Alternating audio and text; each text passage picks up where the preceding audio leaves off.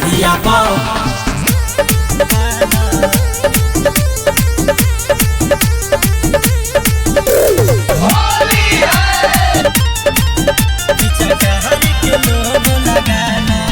हाय मुजफ्फरपुर के रंग लगावाला अपना ढोलिया पा गोल ढोलिया पा पीछा कहारी के लोगो लगाला अपना ढोलिया पा गोल ढोलिया पा देख रखल बाबा लटी में घोर के आज बचबू नहीं हाथ जोड़ के देख गिर जाई तोहराई सड़िया पा मुजफ्फरपुर के रंग लगावाला अपना ढोलिया पा गोल ढोलिया पा पीछा कहारी के लोगो लगाला अपना ढोलिया पा गोल ढोलिया पा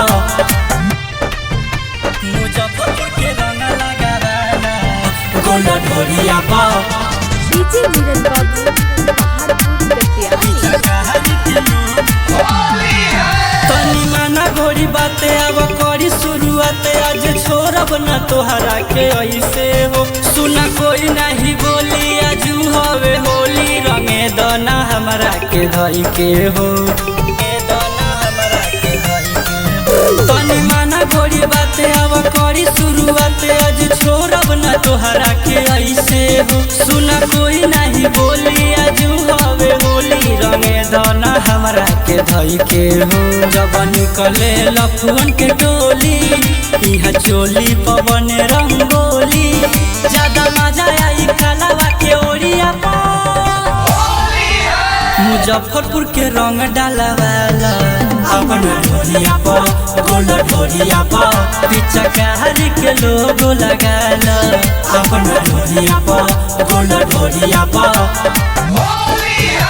मुजफ्फरपुर के रंग लगावाला गोल ढोलिया पा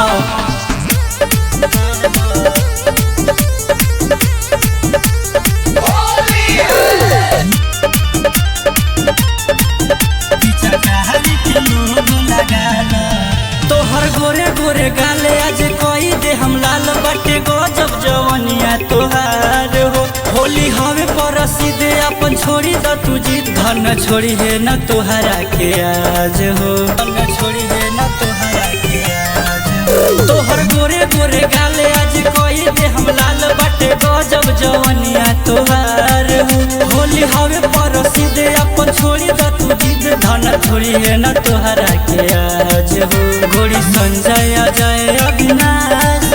आज ओहू में लगा दी है दाग राइटर अरुण पिके गिरा ले दुआरिया पा मुजफ्फरपुर के रंग लगावाला अपना ढोलिया पा गोल ढोलिया पा पीछा कहारी के लोगो लगाला अपना ढोलिया पा गोल ढोलिया पा